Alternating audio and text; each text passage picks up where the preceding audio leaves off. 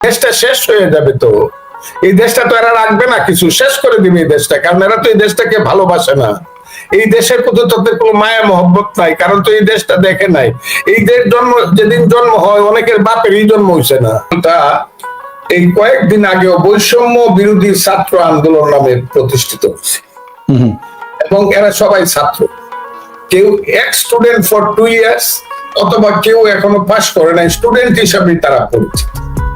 ছাত্রদের বৈষম্য বিরোধী দল, সেই ছাত্রদের দলটাই কিন্তু এই কয়েকদিন পরে 5-6 মাস পরেই আবার রাজনৈতিক দল হয়েছে। এই ছাত্রদের তারা কিন্তু অন্য কারোর ডাকলো না, কারোর জন্য চেষ্টাও করলো, কোন মুরব্বী ব্যক্তিকে তারা নেওয়ার চেষ্টা করলো না, মাথায় কাউকে নিল না। শুধু ওই ছাত্ররা, কত বয়স, কত নাহিদের জন্ম হইল 1998 সালে।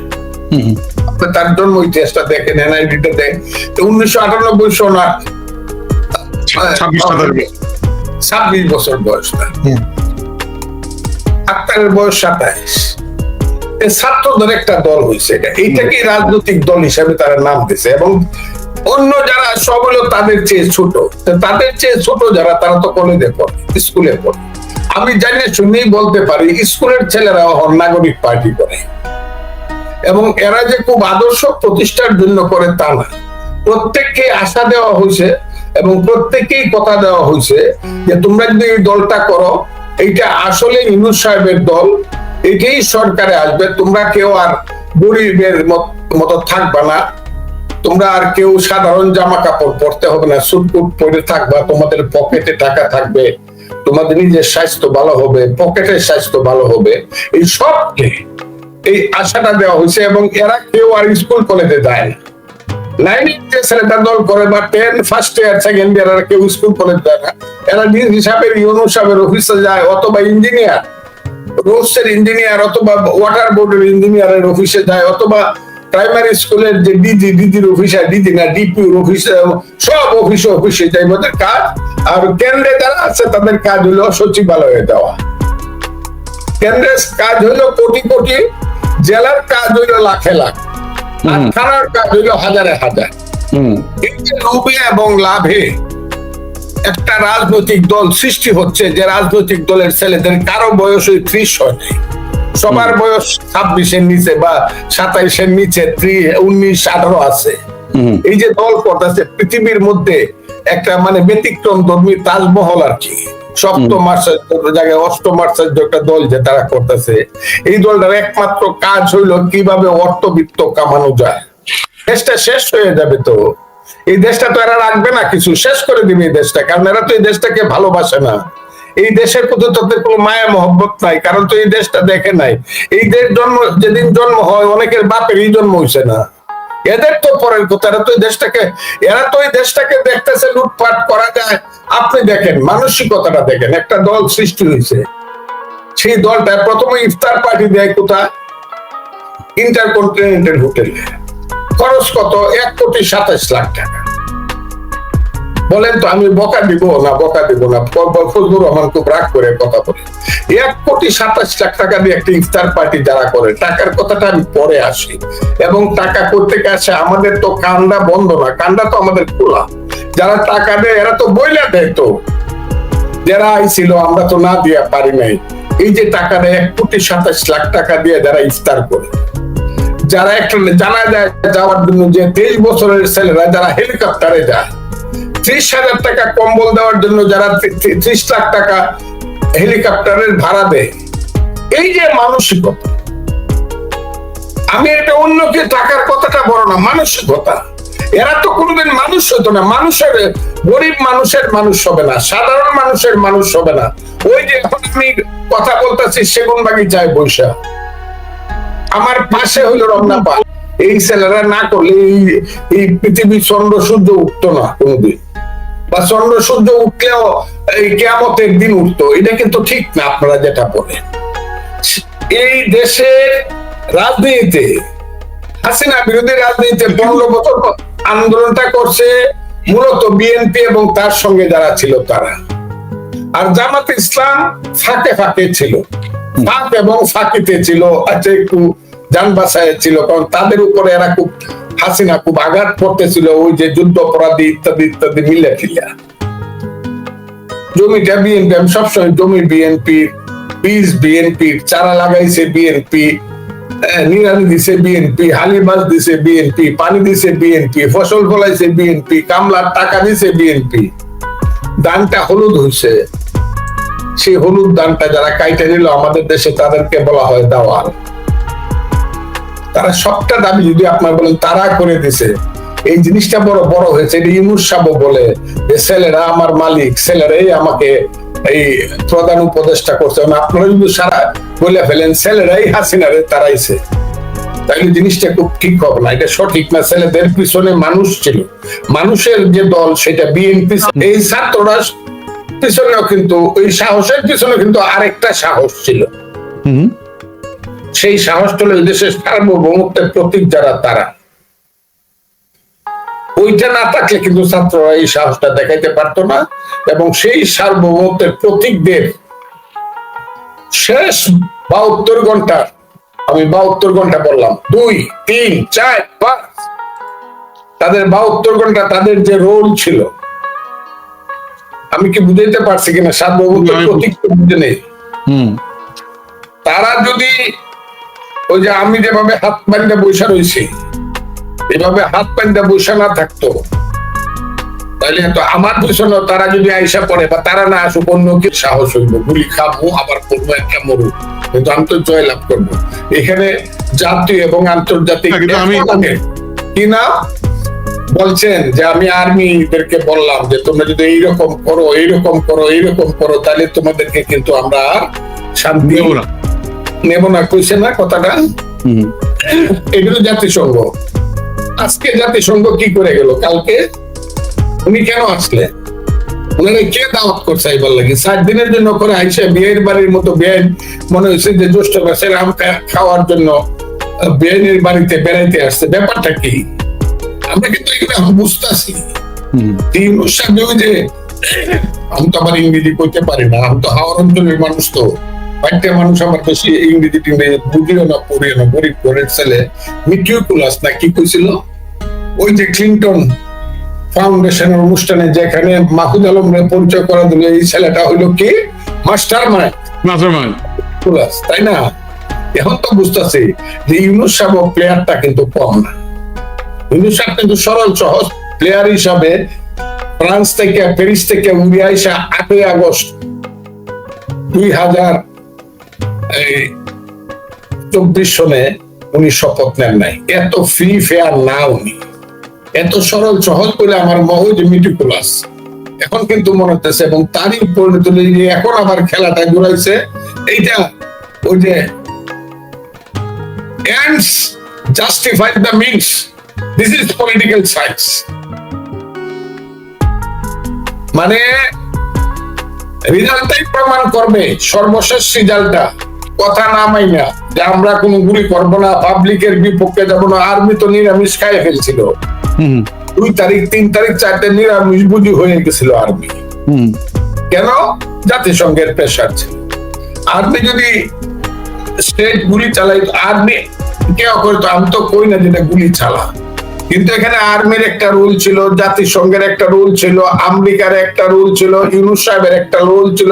এই সব রুলের এই রেজাল্টটা হলো ছাত্ররা সাহসী হয়ে উঠছে, কারণ তারা জানতো এই গেম যেটা, এই গেম আমরা জিতবই। ছাত্ররা এই যে এটা খালি ডিক্লারেশন দেওয়া ছাড়া ওরাই প্ল্যানটা করছে। এইটা যে আর কেউ এটা বলে নাই যে কথাটা মাস্টার সাহেব বলে নাই যে পরীক্ষার প্রশ্ন এরকম হইব, তুমি কিন্তু সাবধানে উত্তর দিও। মাস্টার সাহেবকেও আছে কিনা এটা আমার চিন্তা।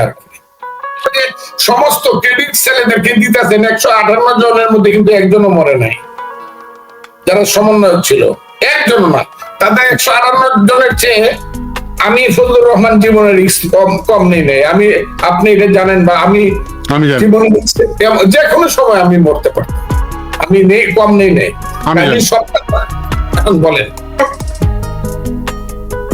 ওই যে কতগুলো জিনিস আমাদের গ্রামে বলে আল্লাহর মায়ের দুনিয়ার বাইরে।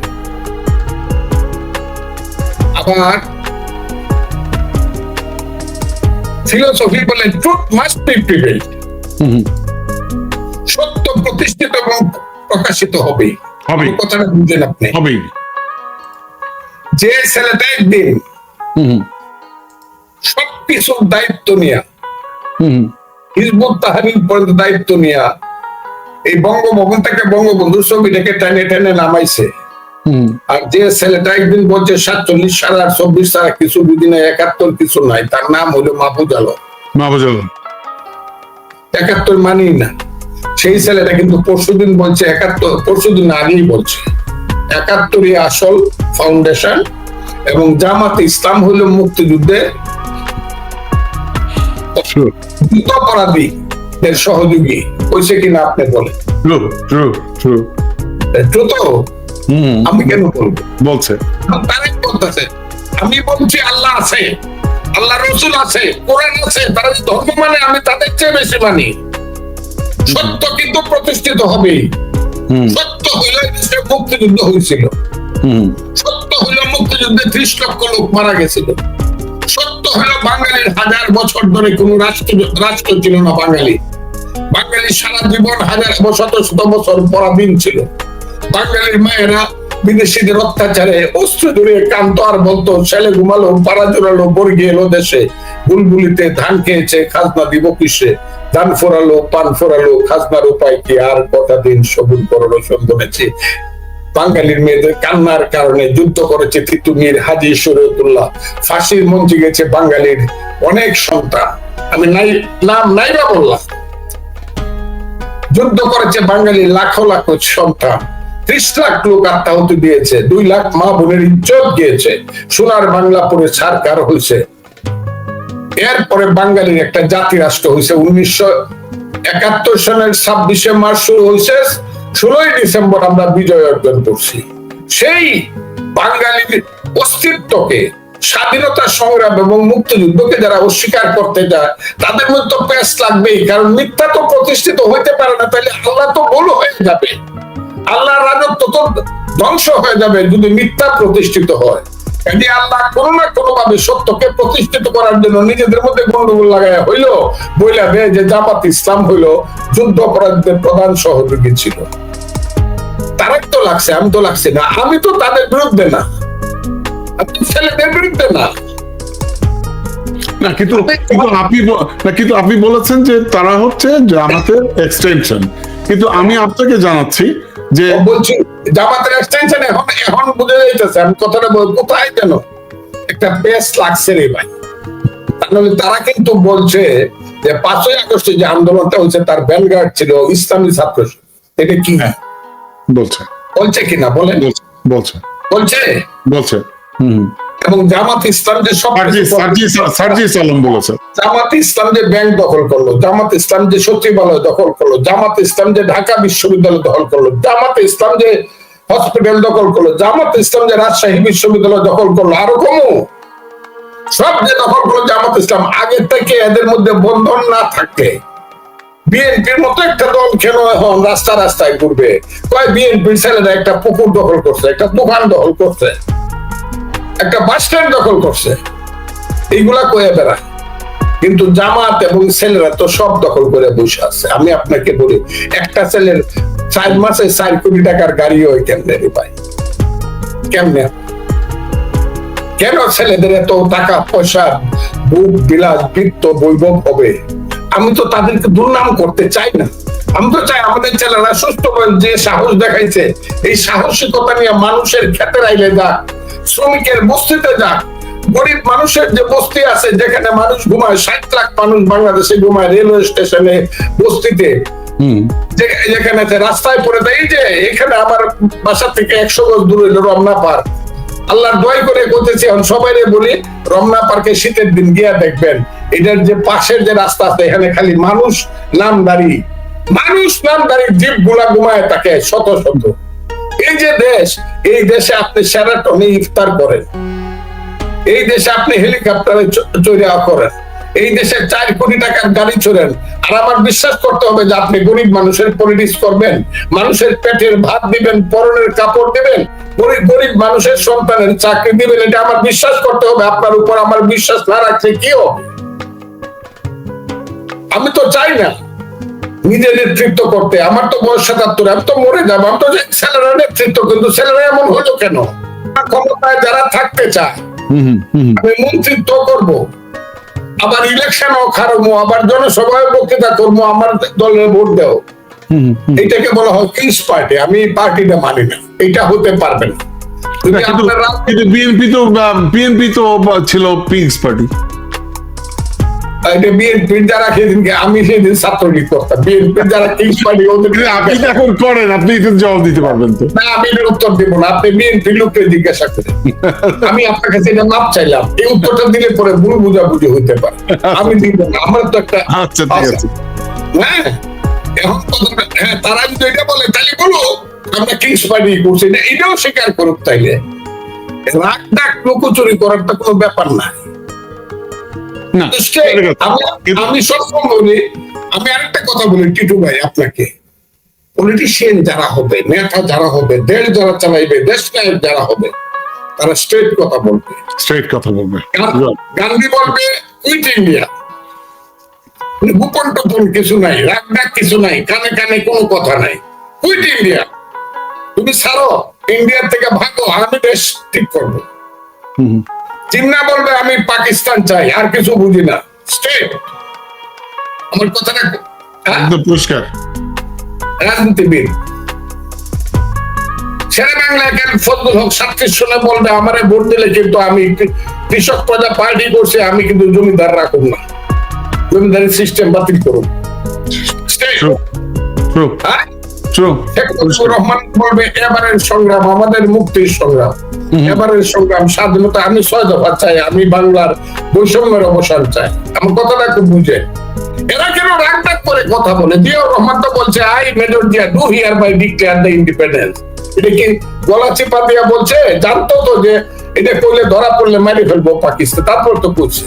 রাজনীতিবিদ তো স্ট্রেট কথা বলবে। এরা কেন রাগ ডাক করে কথা বলে, চালাকি করিয়া? এইগুলো তো গ্রাম্য দলাদলিতে বাদ পার রাখ। গ্রাম্য যে টাউটটা আছে, টাউটটা গলা চিপা তার দুষ্টামি করে কথা কয়, পেটের ভিতরে রাখে একরকম, কয় আরেক রকম, কাম করে আরেক রকম। এগুলো বলে বারো পার এবং টাউট, গ্রাম্য টাউট। বাংলাদেশে তো বাদ পার এবং গ্রাম্য টাউটদের নেতৃত্বের জন্য সৃষ্টি হয় নাই। এই ধরনের কথাও তো আমি পছন্দ করি না। আপনি কেন বলেন না ইলেকশনটা কবে দেবেন? 2 বছর পরে দেব, তা না হলে আমি থাকবো না। আচ্ছা, ইলেকশনটা দিব আমি 6 মাস পরে চিন্তা করতেছি। কথাটা বুঝেন, কথার টানটা দেখেন। আচ্ছা, ডিসেম্বরের মধ্যে হয়ে যাইতে পারে। যদি আপনারা ছোট সংস্কার চান তাহলে ডিসেম্বরে, বড় সংস্কার চাইলে আর এদিন কয় নাই। পরে আবার আরেকজন দিয়া কয়েছে, একজন ভদ্র মহিলার দিয়া দেখছেন যে কথাটা যেন কেমন হয়ে গেল, একটু আরেকটু কয়ালো, তখন আরেকজন ভদ্র মহিলার দিয়া চালাকি করায় কয়ালো যে ভদ্র মহিলা মানে তারই উপদেষ্টা, এই যে কি নাম, ওই যে ফুলপুরি, যে এই পরিবেশ উনাকে দিয়া কয়লো, হ্যাঁ ডিসেম্বরে উনি কইছিল ঠিকই, তবে এটা জুন পর্যন্ত যাইতে পারে। এসব